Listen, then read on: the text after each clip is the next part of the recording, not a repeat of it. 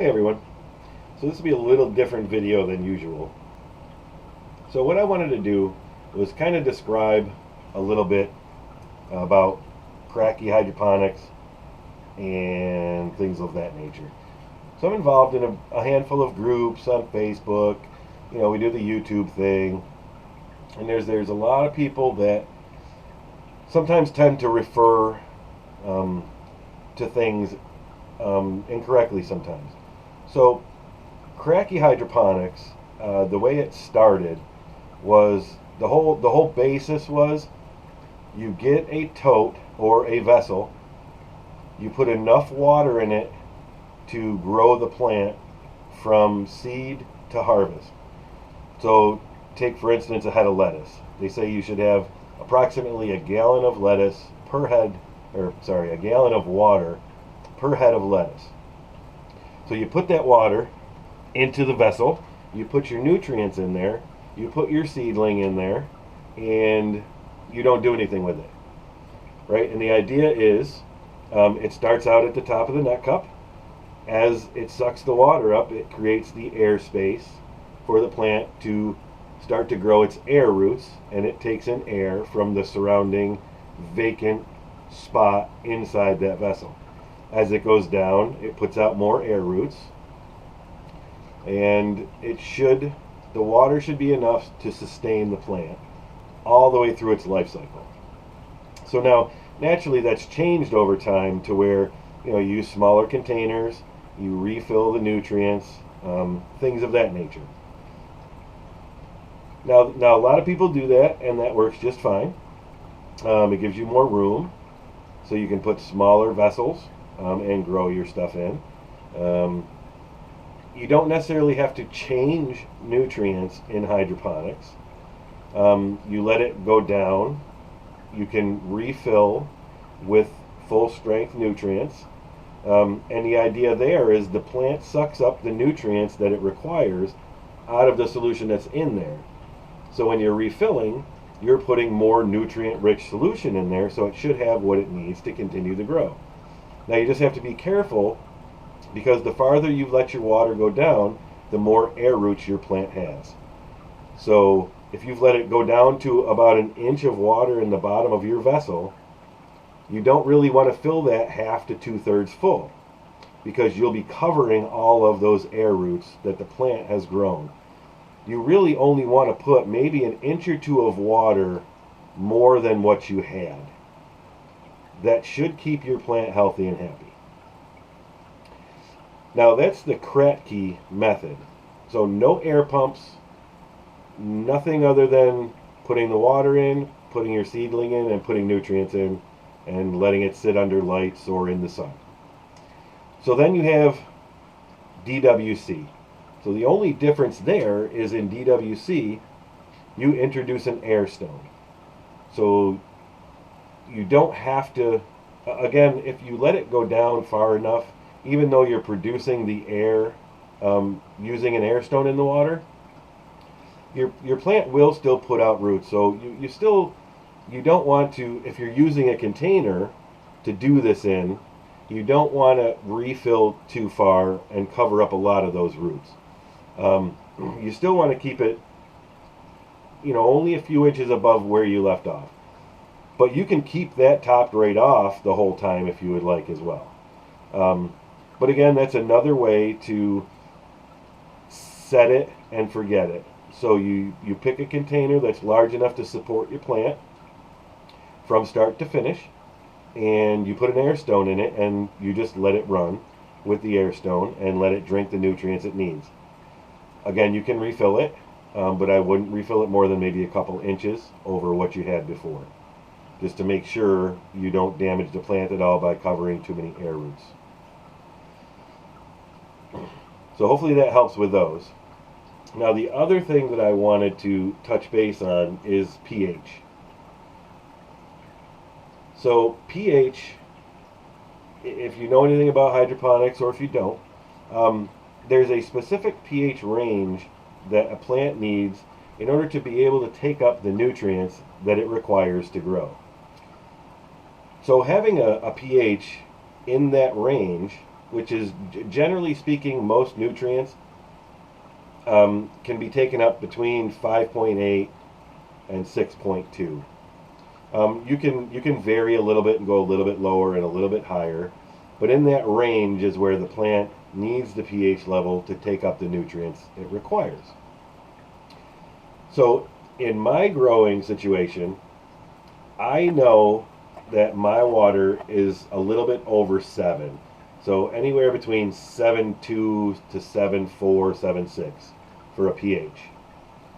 So when I put Master Blend in, it brings the pH down by itself. So I know that should get me somewhere around the 6.0 to 6.2 range in the pH scale, or on the pH scale, for the water that's going to be supporting those plants that I put in that container. The general hydroponics, I don't know exactly what that does to the pH. So I will be doing some pH testing in the next 2 grows. But under most circumstances, it appears that the pH level is at enough, or at a good enough level, to allow the plants to grow.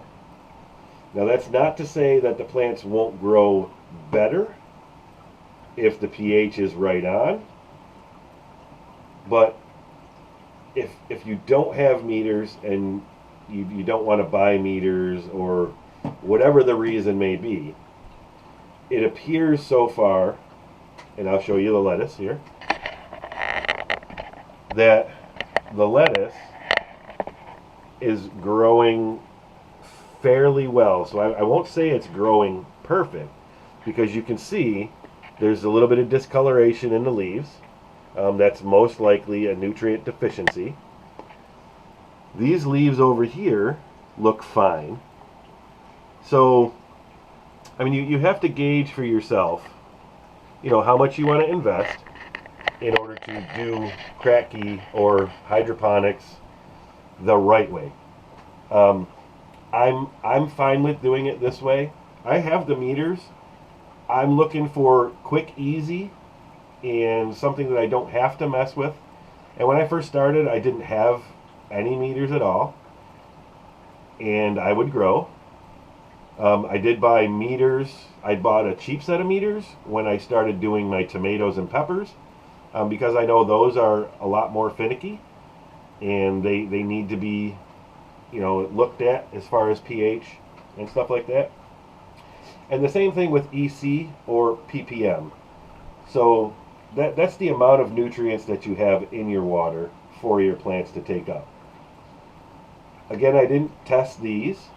Both of these ones, I did not check ppm or EC to see how many nutrients were in each of these. And again, you can see they are they're growing acceptably. I'm going to do another test and I don't know if it's going to be side by side because I don't have enough seed started, but at some point I'm going to do a side by side comparison of a Kratky system set up with pH and EC compared to a Kratky system like one of these that I did without checking ppH or pH or ppms. And I'll let you see the difference. You can decide if it's worth it for you to get that kind of stuff. If you want to get meters, if you want to get that kind of stuff. I mean, they're great to have. Like if you're following along, you know that I'm having some issues with my tomato and my cucumbers. I need to get on those. I need to check ppm and the pH, and go from there to see if I can correct those problems.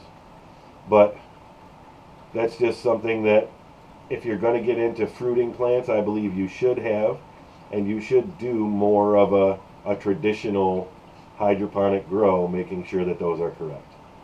And also the arrow gardens that I use, which are back there. Let's see if you can see back there. Those are actually considered DWC because they have an air stone. So I basically just wanted to, give the correct terminology explain some of the things that I'm doing, which are not necessarily the correct way to do them. It's not necessarily saying they're wrong, but it's wouldn't be the preferred method if you were talking about, large scale growing, things like that. This would not be the preferred method. You would definitely want to keep everything in check to make sure your plants have exactly what they need and can take in the nutrients that they require to grow as big and as healthy as they can. Some of these grows, the plants are not as healthy as they could be. That's not to say they're not good for you. That's not to say they're bad to eat. I've eaten all of my lettuce. I'm still here, and I've been growing for a few years now, lettuce, so it doesn't hurt anything. I believe the heads could be bigger than they get.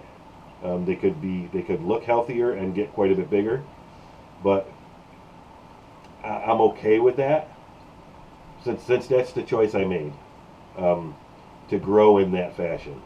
And again, I didn't want to spend money on a pump. I didn't want to spend a lot of money on meters, things like that. So I had the cheap meters. They actually stopped working quite a while ago. So that's, again, another reason why I didn't test and any of that. But I did want to show as well, these are the results that you get when you don't test for that kind of stuff. And then, like I said, I'll do another one that shows results of when you do everything the way you're supposed to. And we'll see the difference. So, again, a little longer video, a little different than normal. But I just wanted to put that out there. I want to make sure everybody understands how I'm growing, why I'm doing it.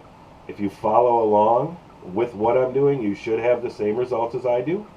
You can vary the way you grow and see if those results work for you as well. This is not a one-size-fits-all market. You can do many different things, many different ways, and come up with results that are adequate for you. Again, not saying right, wrong, or indifferent. Different results, not necessarily bad results. All right? So hopefully you get something out of this. Hopefully you liked the video. If you did, please click the like button. Please subscribe. Leave me comments. Let me know if you think I'm just full of it or anything else you want to let me know. All right? That's it for now. Until next time, get out there and grow something. See you later.